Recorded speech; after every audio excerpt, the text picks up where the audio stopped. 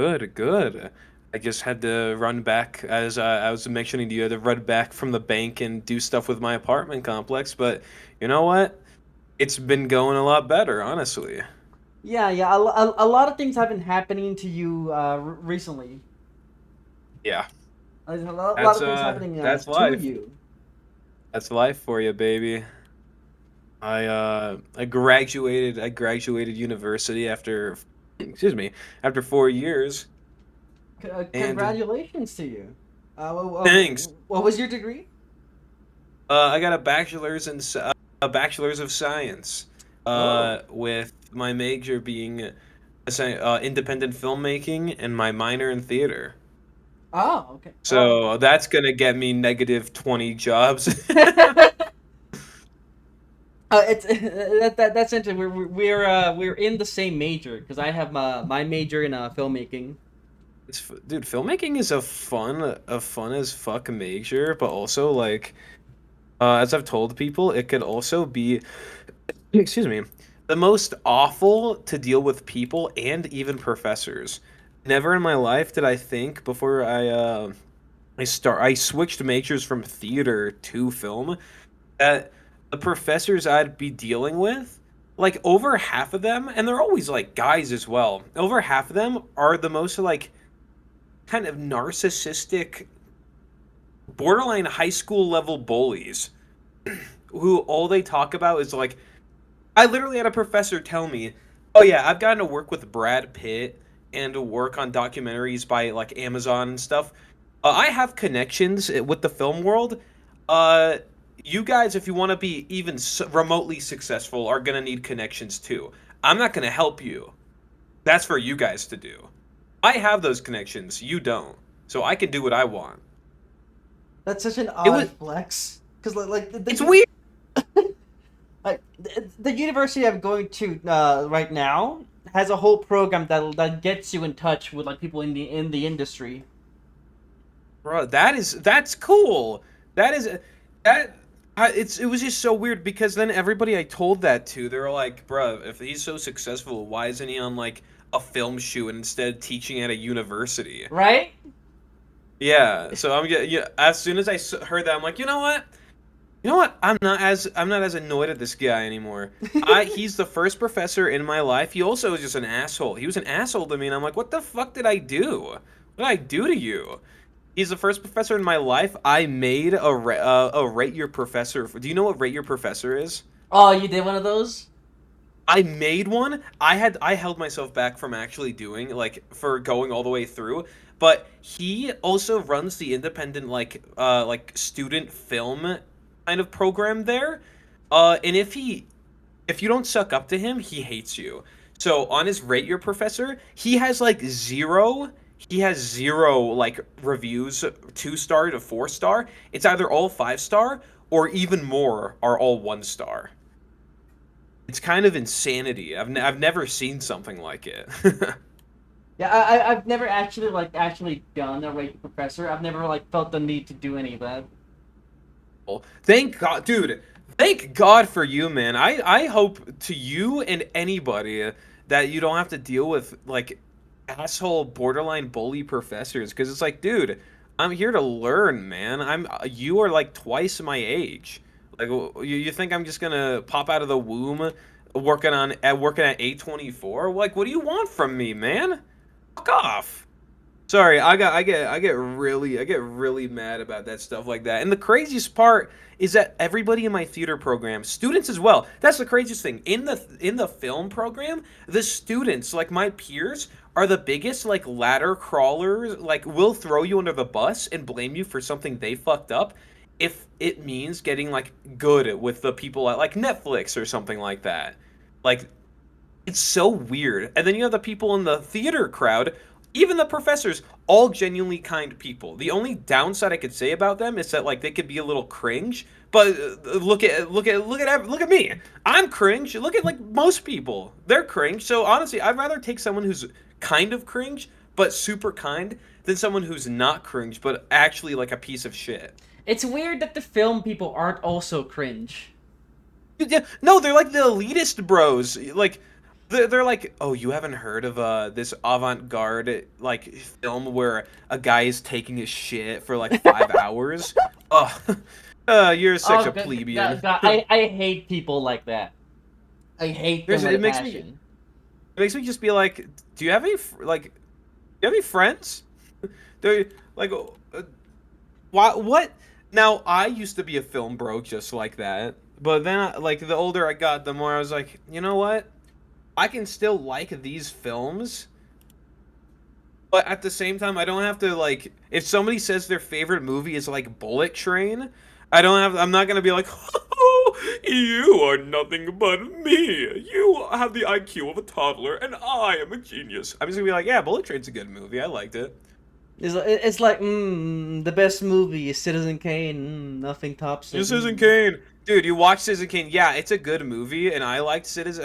I'm not gonna say I liked it. It was. I see why it's has its status, but man, is it fucking boring. And I like boring movies, and I sat through because I still enjoyed it, but I can also be like, yeah, it was kind of boring. I wouldn't rewatch it, but I get why it's so popular and why it has its status.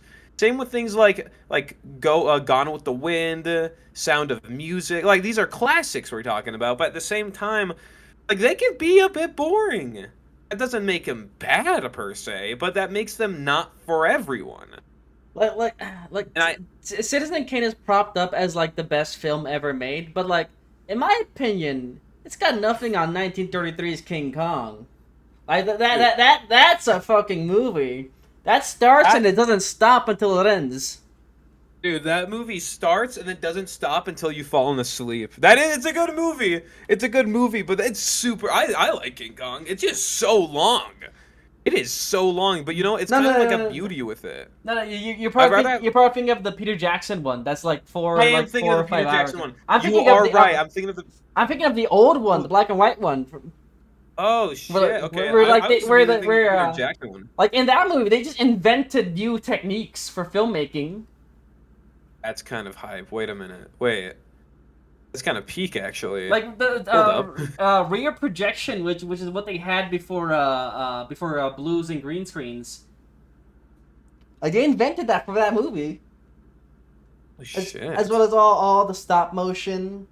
Like 1933 King Kong. It might be like the best movie from that time period. Shit. Now I look like I don't know my shit. Forgive me, Yeah, pig. you already graduated in film, the film stuff. Yeah, I can't go back. Oh no. I look like a fraud now. Fraud check. Here's your fraud Yeah, check. frog check. I swear I know what avant-garde is, I swear. I've seen I Casablanca. I've seen it. Guys, I've seen Casablanca.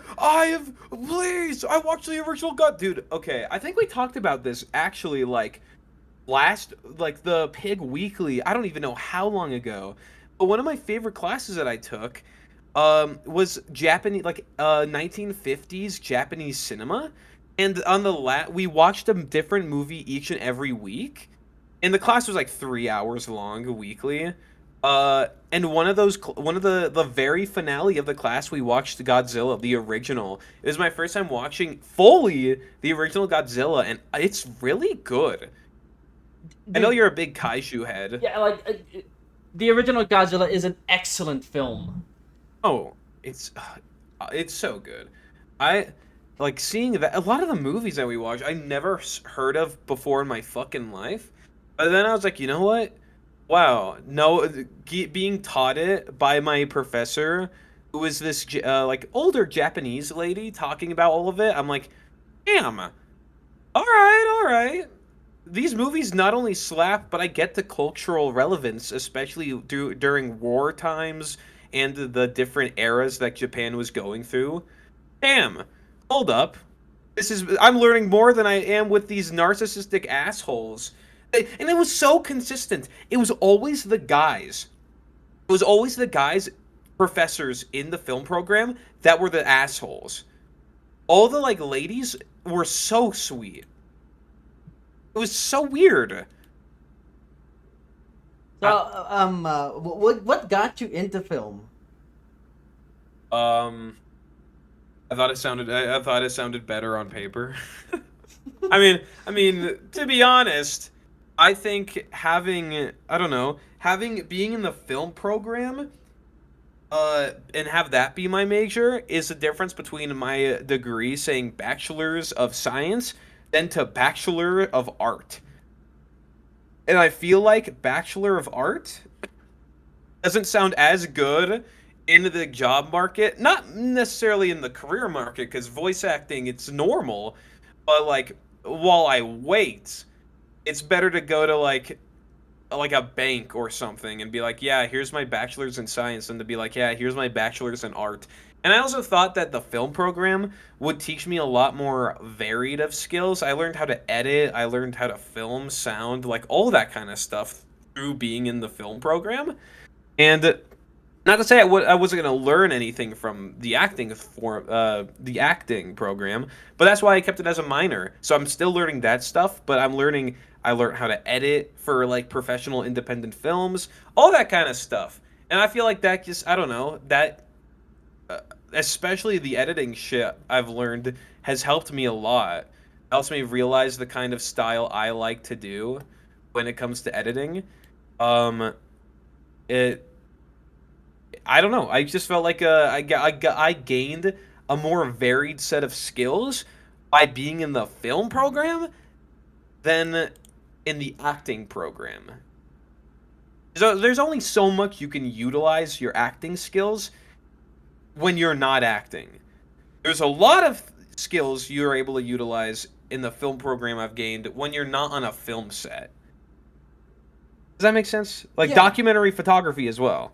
Like a lot of it, I just felt like I don't know. I feel like I gained more with being in this major. However, that doesn't mean I was happy with it. God, if I wasn't in too deep with my major, I would have loved to switch back to theater. Man, I hated the film program and I hated like everything about it. But now I'm done. Now I'm fucking done, and I can put all my time into voice acting. But also, I need a fucking job because I need income. And also, the laryngitis that I'm almost fully recovered. I don't want to rush my recovery, but I am doing a lot better now. But it sucks because I haven't been able to do like any voice acting because of it. Yeah. Like for every two steps forward, it feels like I'm taking five steps back. But I'm not gonna let it knock me down. Yeah, I'll get back to the laryngitis in a bit, but yeah, you never had like an interest in film before, like that whole thing, before in I college. liked mo- I liked movies. The difference is I wanted to be in them, and that's always been the case. I've always wanted to be in movies, and also I also want to make my own movies. A good example would be um have you heard of the voice actor Ray Chase? He does Uh, Roy in Super Smash Bros. Ultimate. He I is recognize the voice, but I'm not familiar with the actor's name. he uh in school he experimented with with indie films, being in them while also having a hand in making them. It's kind of like that I basically wanted to do. 'Cause I wanted to be behind the camera. Like I know what kind of shots I would like the kind of story stuff like that. The only difference is I hate actually being like the DP. I hate having to actually film with the camera. I would rather just be the sound engineer or just behind the screen. Uh, but I love being a part of every like both aspects of the film, behind the screen and in front of the screen, you know? Mhm. I feel like most actors nowadays do that exact same kind of thing. Ben Stiller, Bryan Cranston, like so many actors nowadays and so many shows nowadays too have their actors also be part of the production crew and direction. There's a new show that just got nominated at this award ceremony. It's a comedy created by Seth Rogen, and not only is he one of the chief creators and directors, he's one of the main actors in it. There's Succession as well. There's this law show that Bryan Cranston is in. I feel like just I feel like some of the best you're gonna get when it comes to shows not even just live action, but also animated. I'm thinking about Smiling Friends as well, where the creators are also acting in the show, that you're able to kind of get exactly what you are wanting to go for. But you also need to make sure you aren't overstepping the line and making it look like a big like narcissistic fest. Like here's my show. It's all about me. I'm in everything. You kind of got to find that balance, you know? I don't Uh, know. I just feel like it's better, it's easier to have that creativity and to really drive home what you personally want as an actor if you're also competent enough to be behind the camera as well. Because there's a lot of actors who who have this exact same mindset but aren't competent enough to be behind the camera. Uh, and there have been a lot of arguments on the sets I've been on. Thankfully, I was never in the director's seat to be beefing with the fucking the actors. But the amount of sets I was on were like halfway through or like 2/3 of the way through, the actor and the director just start fighting with each other over scenes. It's a lot because you can either have the director who doesn't know how he doesn't know the acting side of things, trying to get something that doesn't look good, or the actor who wants to do something that on the director side of the things won't look good, and then they're always stubborn. And so arguments happen, and film. One of the sets I was on, an argument got so bad they just canceled filming, and they had to change the entire project. oh my god, that bad? It's yeah, it gets it's because you have the actor side of the theater crew and the ladder crawl like asshole narcissistic egoists of the film crew fighting with each other, everybody thinking they know what's best. So I've heard And then you this. I've heard this both from teachers and from like YouTubers who I frequently watch. That a really good director will have experience.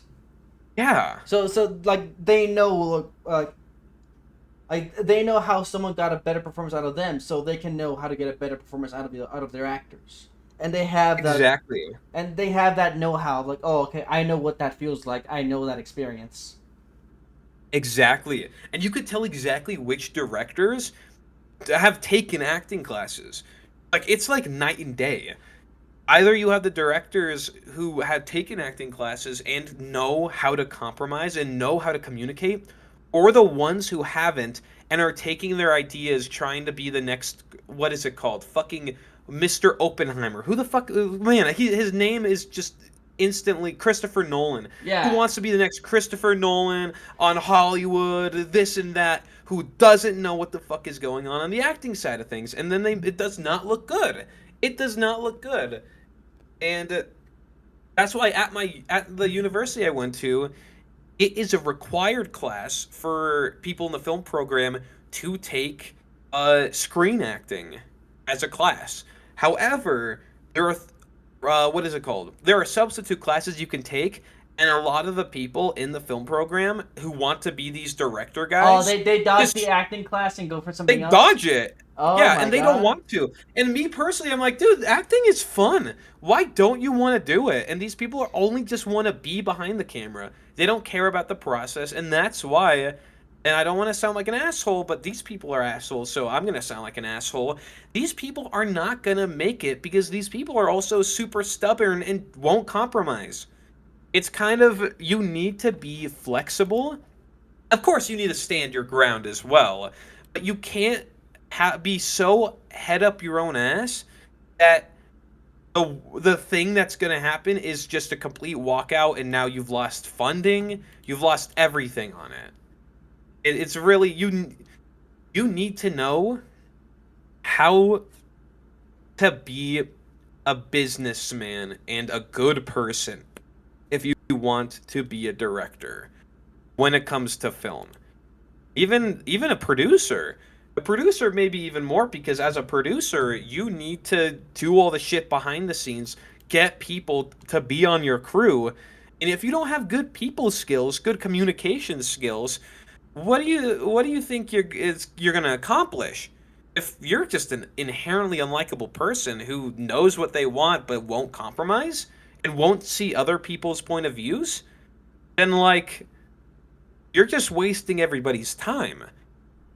It's I've been on sets where the director, who's the director, mind you, not part of the sound, not editing, stuff like that, will argue with how they want a scene to look with the person in charge of that field. I've had people in the camera, behind the camera, arguing with the sound department over what they think it should sound like. It's not their field. Sure, you can give some sort of creative criticism or advice, but they don't have to listen to you, and they definitely don't have to do anything you want just because you're yelling at them. It's weird, man. I'm so glad to be done with school. Not to say I'm so glad to be done learning, because I love learning and I'm going to be learning more as a voice actor with classes that I've been taking, but I'm just so glad to be done with those kind of people. Not to say I'm not going to be surrounded by them throughout life, but now at least it doesn't depend on a grade on whether or not I graduate, you know? Yeah, definitely. So, for my personal experience, and I haven't gone through as much schooling as you have, but I do have some experience like on film sets.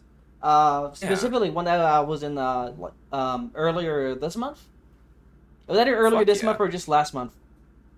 Where Cool. it's very small, very indie, and no arguments. We're just like talking through it, giving That's suggestions. Like that's normal. That's how you be an adult. A lot of was it like related to school at all, or was it's just its own thing? it's its own thing, but we're all like coalescing at the school, at and around the school. Okay. That's how you know like the fact there's no grade on the line on whether or not you graduate. That's how you know these people are like they're gonna communicate like adults and be normal. Mm-hmm. So you are one lucky son of a gun, man. Oh, and it went through without a hitch. You get like, We're damn, not done. We're gonna come back in July. yeah. But yeah, and like no aside from like scheduling issues, no hitches at all.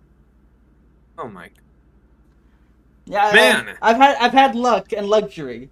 I can't wait for Yeah. my next couple years in school and see how that works out. Well, I'll probably share some experiences with you, or a similar oh, please experience, do. similar experiences. I'm just, oh man, I can't wait to meet those people. yeah, dude. When you do, tell me, and I'm gonna be like, yup, yup. They're kind of assholes. Like, yeah, yeah, I've seen this before. I know what this Like, is. wait a minute. I've seen this before. Wait a minute. Steph told me all about this. These guys are assholes. Now, we pushed aside an elephant for a little bit, but we're gonna bring the elephant back in and talk about him. Now, Go for it. you are recovering from laryngitis. Yeah, or what I hope to God is laryngitis. I've been watching so. Have you watched The Sopranos before? I have not. Like, well, there's a character later on. I guess a lung cancer, and so many of the characters in the show get lung cancer and are coughing so much that it makes me so paranoid. Like, I don't have lung cancer, do I? My coughing, da da da. But of course I don't. Of course I don't. It's You're like your brain, like when it's like you're past 9 p.m. you're Just WebMDing yourself.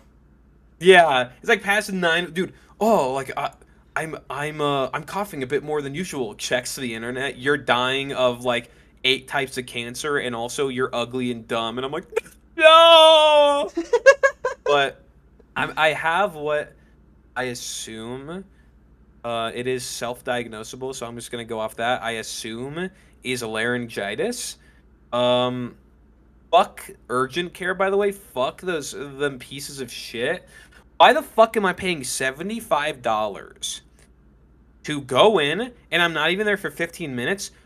You ask me what you think I have. I say, I don't know, laryngitis. You look at me, you look down my throat, you're like, all right, yeah, here, have the here's some steroids, da da da. Yeah, go to your pharmacy and get some.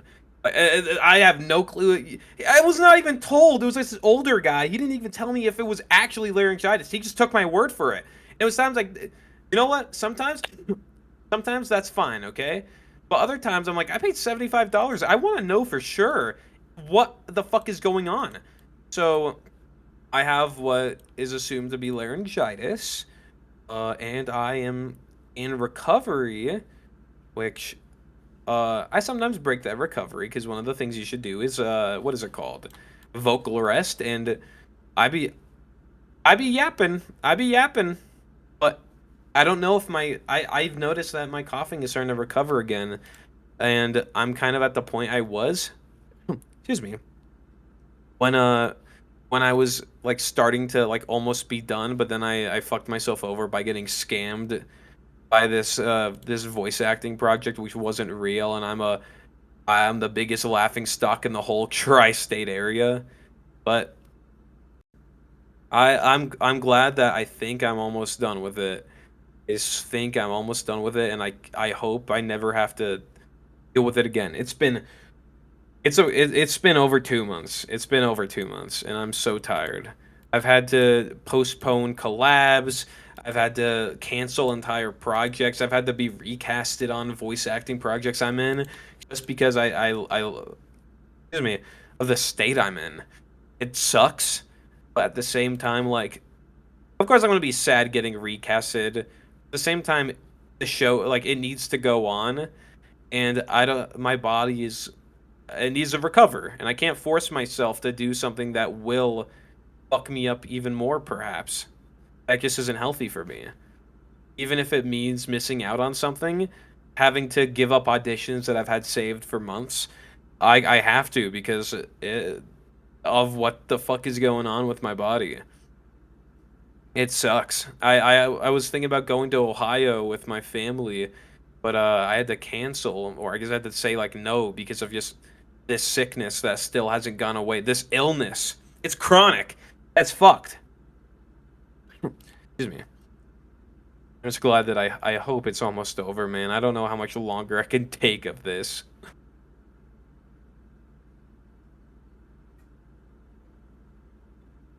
At least though, it's given me time to like play games. Just, Play games, watch shows, watch movies, all that kind of stuff. you can still take advantage of these times when you're like forced to rest. Yeah, Now, because I know for a fact that it's gonna be times like this in the future that I'm gonna miss when I'll be constantly busy and I don't have any time for rest. I'm gonna miss the times where I can just kind of relax and just chill out. But also, man, I like being busy, so it's been like torture to have to force myself to like not be busy. oh yeah, that is a whole like, oh, what do I do now? I don't know what to do Yeah. with myself. What is this? What is my life? What is going on? Wait a Well, minute. what do I do when I'm not turned on? Not that way. Yeah. Yeah. What do I do when like that's like probably the worst feeling in the world for me personally is like that feeling of like forced what is the word? Procrastination. Like when your internet is out or like you just can't do anything is like the worst feeling in the world because I'm like, okay, well I want to work on projects. I want to do this and that, but I can't. I literally can't. Things outside of my control are stopping me. And then in my opinion, it makes me feel shitty. But at least it's almost over. Laryngitis is almost gone, so thank God. And I haven't been coughing as much, so I'm glad. That's good. That's great. So, on the topic of keeping busy, you tried to keep busy, but something happened. You got scammed. I got scammed. Thank God I jumped the gun before like it got even worse. So the only thing they have is basically my time. I signed a contract and everything. It fucking the fact that an NDA and it wasn't real all along means fuck it. But I what is it called? Got scammed. Um about and it was bad. I straight up to meet the deadline. It was 7 grand. That's not something to scoff at. And for the short deadline, the amount of pages and the amount of money, I was like, okay, this makes a bit of sense. I had to record 100 pages of an audiobook about law in 5 days. So I threw away all of my recovery in favor of the money because that's some shit that could help change my life, like most people. Um, it wasn't real, and as most people online were saying, it was a scam that started up earlier that month too. It like just started like happening. And the one thing that excuse me, I should have checked all along that I checked everything. I'm a very thorough person. Whenever I do background checks on like everybody and everything that like I'm working with like quote unquote professionally. And the one thing that I didn't see, that was the one telltale sign that it was a scam, was the email address. The fact that it was a Gmail account and not actually linked to the website. Instead of Mm. saying dot at blank dot com, like dot org, Yeah. it was just email.com. Yeah. So it was just that That makes it like tiny a thing personal that, email. yeah, and that was just that tiny thing.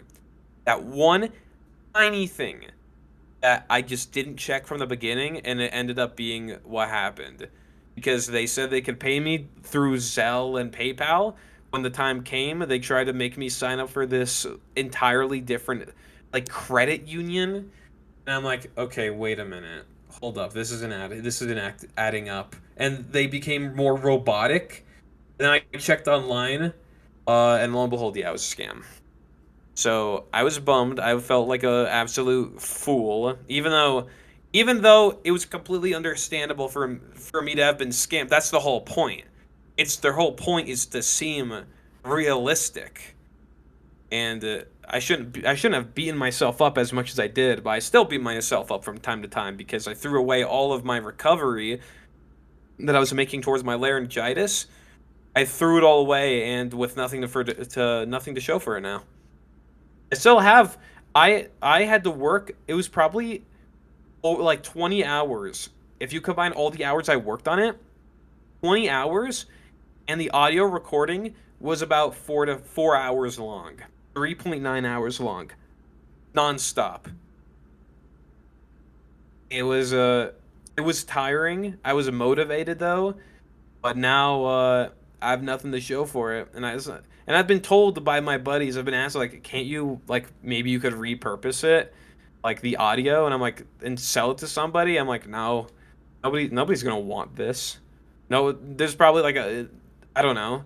It's hopeful to say that, but at the same time, as what it was said on Reddit, the best thing you should do right now is take the loss of time and try and move on. Don't try and like fight it. Don't try and email the people. Don't try and deal with them. Just move on with your life and take the loss of time and take it as a learning experience and in the future be a lot more wary. I, So that's it, what I it, gotta do. it was a audio book, you said? Yeah, it's an audiobook about international law. Like 100 pages. did you read did you do the whole book? All the entire script I was given, 100 pages. I mean, couldn't you just post that and just, oh, here's an audiobook I made.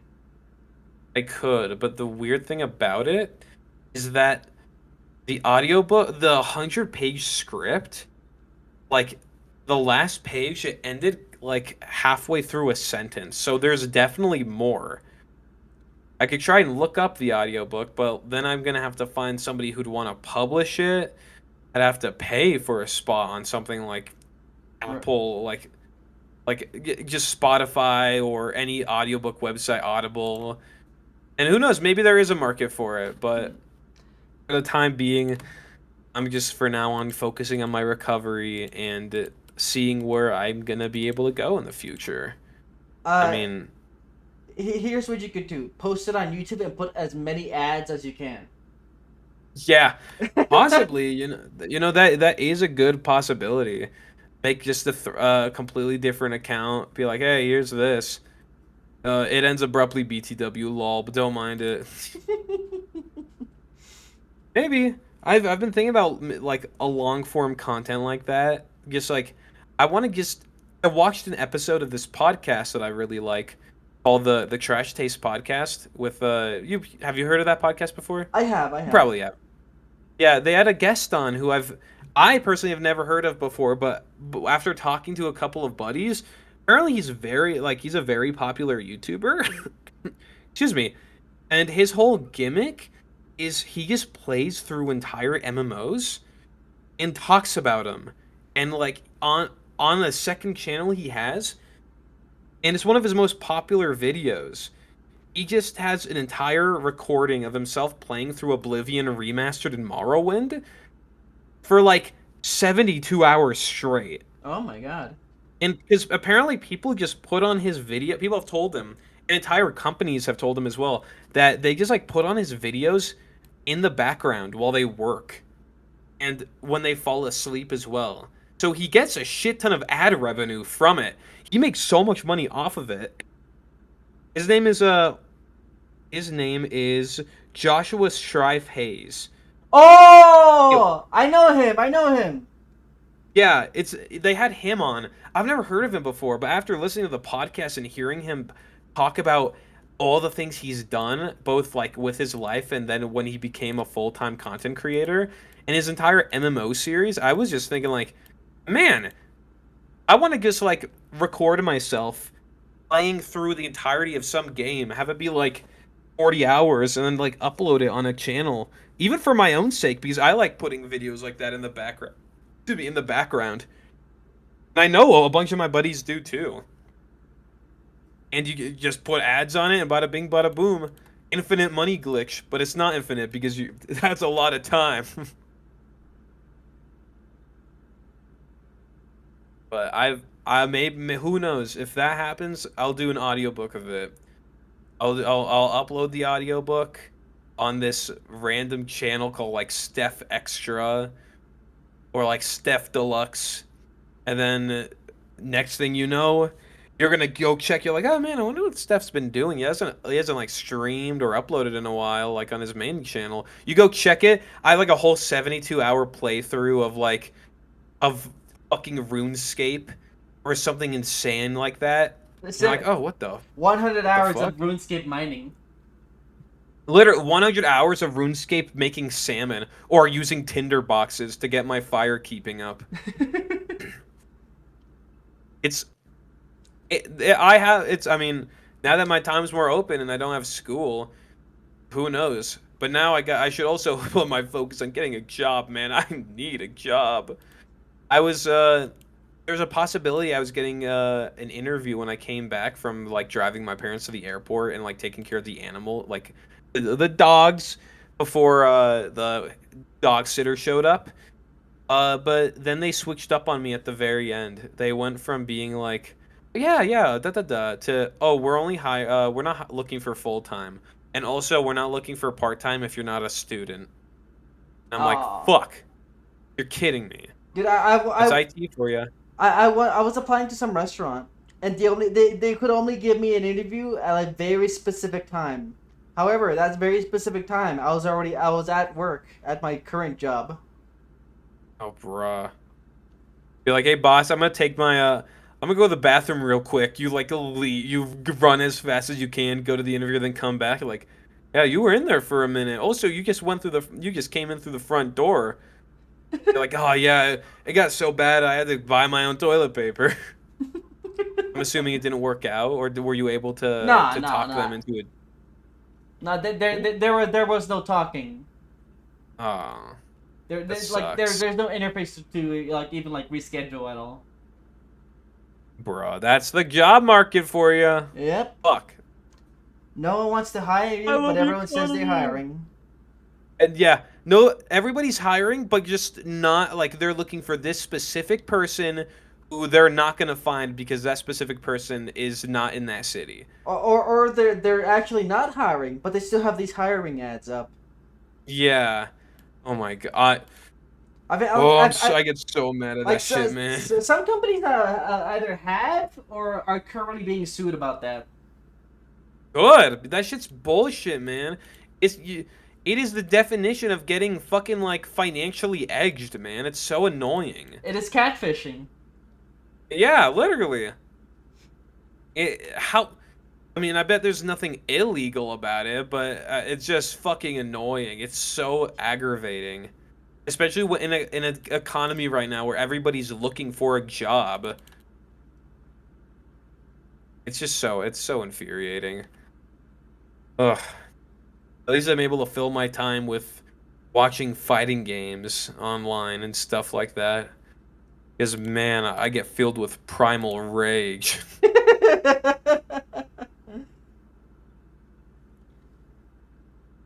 So, now that you're done with school, you're recovering from your laryngitis. What do you have planned for the future, or the Voice immediate future? acting. Voice acting. Voice acting. Also getting a job so I can have an income, so I can save up money and I can move. My plan in the future. So when it comes to voice acting, the two biggest hubs for voice acting is uh, California and Texas.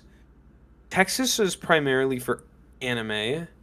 A lot of the main studios for anime are there. Oh yeah, that's For right. video games it's California.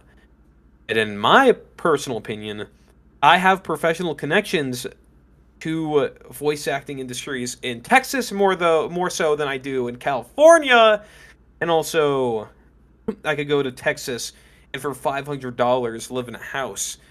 And in California, that same $500 is just going to tell me to go fuck myself. So my goal is to possibly move to Texas in the future. Texas It's, can be the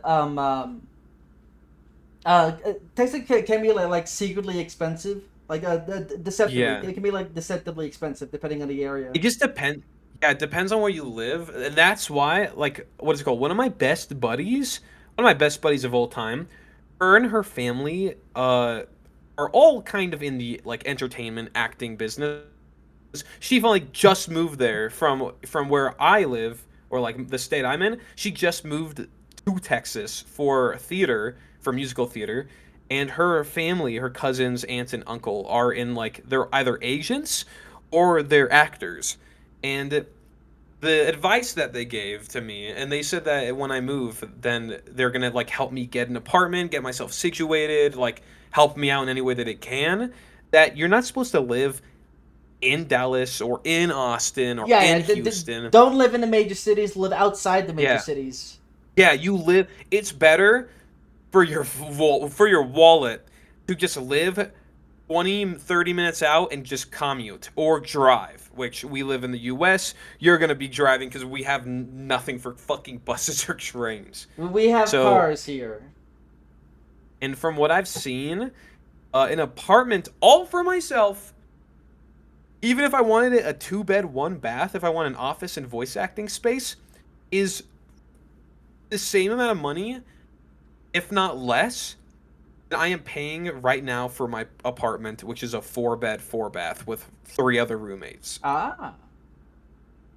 So Texas sounds beautiful right now. I'm gonna keep it 100. I mean, all the content creators go to Texas, man. That's the hustle. They all move to Texas, live there for like 2, 3, 4 years because they don't have like income tax or any bullshit like that. And then when they make a shit ton of money, they move away to like wherever they want to. That's exactly what Jay Schlatt did. That's exactly what like all the bigwig Twitch streamers did. I think the only person who never did that was Ludwig, but that's because that man's always lived in Cali.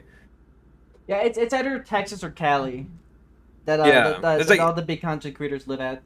yeah, you either start in Texas then move to Cali, or you're in Cali the entire time, or you're Jay Schlatt and you live in Texas, and then you move to back to New York because you fuck with New York heavy. Hmm. And honestly, that's real as fuck. New York seems cool. Same with I've New been Jersey. there. It's a real like interesting city to just like observe and like be I in. bet it's excuse me. My My Mama Beagle, she's from New Jersey, and everybody from Jersey is also like from New York. It's like Yeah, a 20-minute it's like a 20-minute commute. yeah. So, You uh, work at New York, but you live in New Jersey. exactly. It's the thing with city. It's the thing with the city we were just talking about. But this is an entire fucking state. That's insanity. New Jersey is fucking tiny. Oh, I want to go next time. I want to go because she went and one asked if I wanted to go, and I'm like, I'm still in school. I'm sorry, I can't go to New York. But I would love to some down the line because myself and my family are the black sheep of both sides of my family. Because my father's side, Papa Beagle, his side of the family is from Ohio, and they're all rich. And Mama Beagle's side of the family is from New Jersey and New York, and they're all rich. And then I'm on a different side of the fucking country, and I'm not rich. So it'd be cool to get to go visit them one day and see all that stuff. That's what I've learned is crazy when I went to Ohio like a year ago and I saw my aunts and uncles on my dad's side and get to talk to all of them. I learned that I I'm a lot more I'm a lot more comfortable with myself than a lot of people. A lot of these people, a lot of my cousins, and even my aunts and uncles have that mindset of what is it called? That mindset where you are told that your hobby shouldn't be your job, where you should have a job that brings in the money, and then in your free time you spend with what you actually like to do. Yeah, Like you yeah. don't you're that they all have that mindset and they're all not very happy with their jobs and they wish that it could be their passion. They work as accountants, bankers, and then you ask them what they're passionate about and they tell you environmental photography or surfboarding or like being a part of being just a writer or an author.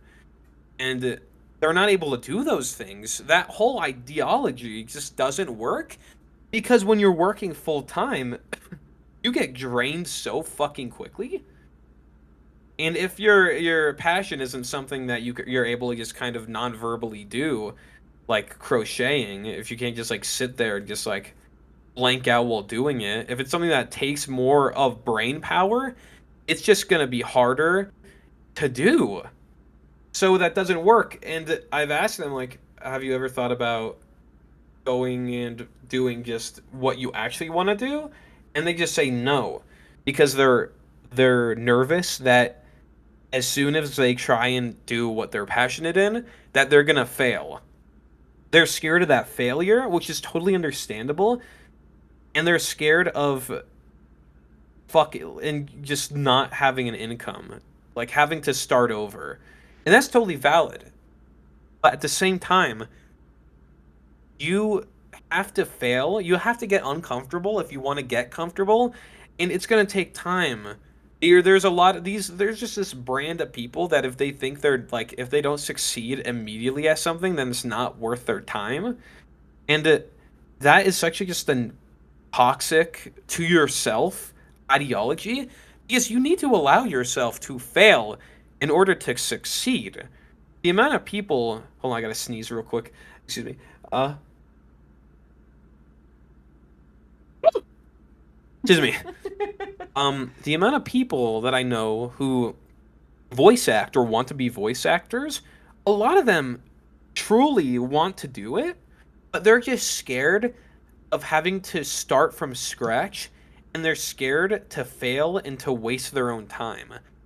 As most people as you're going to talk to who are into not even just voice acting field, just anything creative field that are successful nowadays or even remotely, that you have to fail to succeed and you have to not let those failures basically shut you down. Of course they're going to sting. They're always going to sting. Nobody wants to fail.